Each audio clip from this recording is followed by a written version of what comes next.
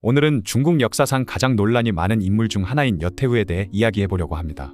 그녀는 한나라의 첫 번째 황후이자 최초의 황태후 그리고 최초의 태왕태후였죠. 하지만 동시에 서태후, 가남풍, 측천무후와 함께 중국 3대 악녀로도 불리는 인물이기도 합니다. 도대체 어떤 일이 있었길래 한 여인이 이렇게 극과 극의 평가를 받게 된 걸까요? 여태후의 본명은 여치입니다. 그녀는 사년에 부유한 집안에서 태어났는데 아버지 여공이 폐연으로 이사를 오게 되죠. 그런데 이 여공이라는 사람이 참 독특한 안목을 가진 인물이었습니다. 어느 날 동네 집들이 연회에서 완전 무직 백수건 달인 유방을 보게 되는데요. 당시 유방은 자신의 할애금을 1만 전이라고 거짓말을 하면서 당당하게 귀빈석에 앉아 있었습니다. 소아는 저 사람은 허세만 가득하고 큰 소리만 치는 놈이라고 비웃었지만 여공은 달랐죠. 그는 유방에게서 범상치 않은 왕기를 느꼈던 것 같습니다. 그래서 아내의 극렬한 반대에도 불구하고 딸 여치를 유방에게 시집 보내버린 거죠. 그렇게 여치는 동네 깡패의 아내가 되었는데요. 하지만 여치도 만만한 여인은 아니었습니다. 그녀는 대담한 성격의 내면에는 무시무시한 야심을 품고 있는 사람이었죠. 나중에 항우에게 포로로 잡혔을 때도 항우가 남편인 유방을 욕하자 내가 뭘 어떻게 할 거냐? 죽일 테면 죽여봐라. 너 같은 놈은 내 남편의 상대도 안 된다 라고 당당하게 맞섰을 정도였던 것입니다. 그 모습을 본 항우도 깜짝 놀랐다고 하죠. 거기다가 유방이 건달 시절 사고를 칠 때마다 여치가 대신 감옥에 가기도 했고 유방이 거병에서 전쟁을 할 때는 집안 살림을 도맡아 했죠. 그야말로 내조의 여왕이었던 겁니다. 그런 고생 끝에 마침내 유방이 항우를 이기고 한나라를 세우게 되었고 건달이었던 남편이 황제가 되고 여치는 황후가 된 것이죠. 하지만 황후가 된 후 여치의 시련은 끝나지 않았습니다. 오히려 더 큰 위기가 찾아왔죠. 유방이 황제가 된 후 한신, 팽월, 영포 같은 개국 공신들을 차례로 숙청하기 시작했는데요. 이때 우물쭈물하고 있던 유방을 대신해 여태후가 적극적으로 나서서 이들을 제거하는 데 앞장섰습니다. 그런데 문제는 여태후가 여시 일족을 조정에 등용하려 하고 정치에 개입하는 일이 잦아지자 유방이 이를 못마땅하게 여기기 시작한 것이죠. 그래서 유방은 갑자기 태자인 유영을 너무 유약하다는 이유로 폐위시키려고 했습니다. 대신 자신이 가장 총애하는 후궁인 척부인의 아들 유여이를 태자로 세우려고 한 것이죠. 이때부터 척부인과 여태후의 본격적인 권력 투쟁이 시작됩니다. 척부인도 자신의 아들을 태자로 만들기 위해 온갖 수단을 동원했는데 매일 밤 유방 앞에서 울면서 유여이를 태자로 세워달라고 애원했죠. 하지만 모든 대신들이 격렬하게 반대했습니다.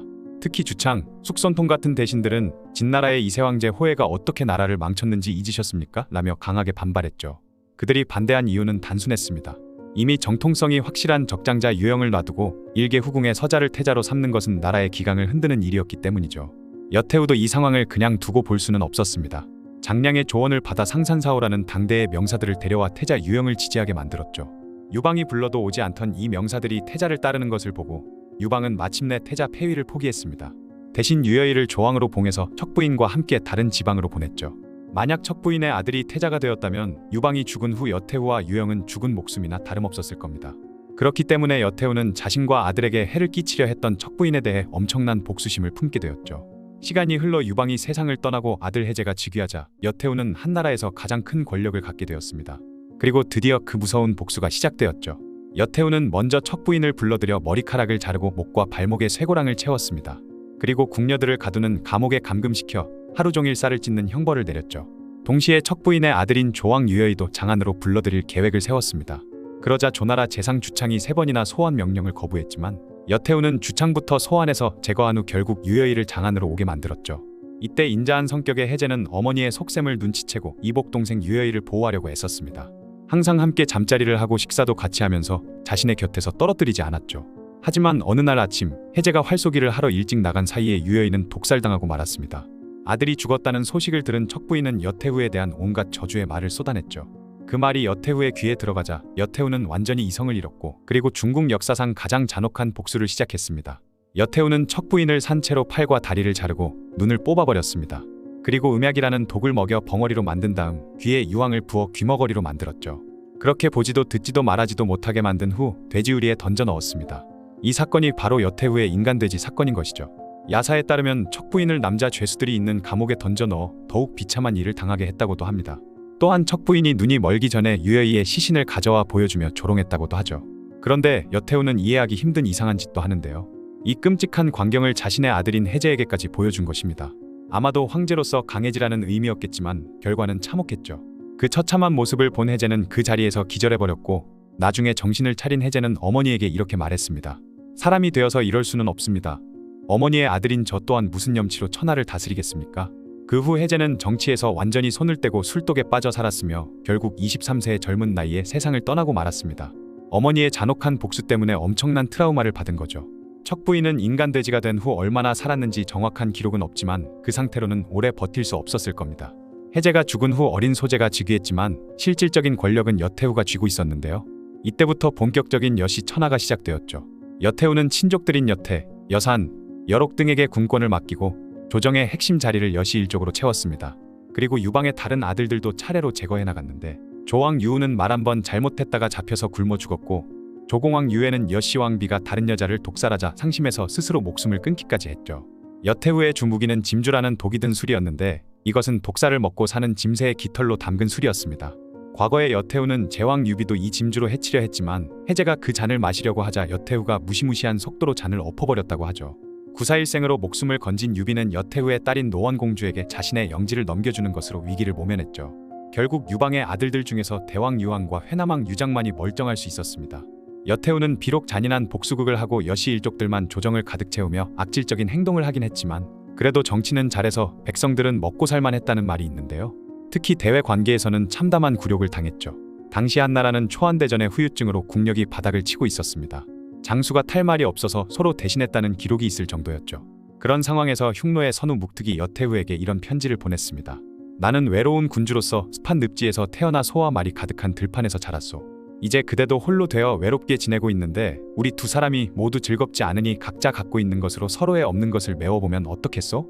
라는 내용의 편지였는데 이는 사실상 희롱에 가까운 편지였죠. 여태후는 모욕감에 펄펄 뛰며 즉각 전쟁을 선포하려고 했습니다.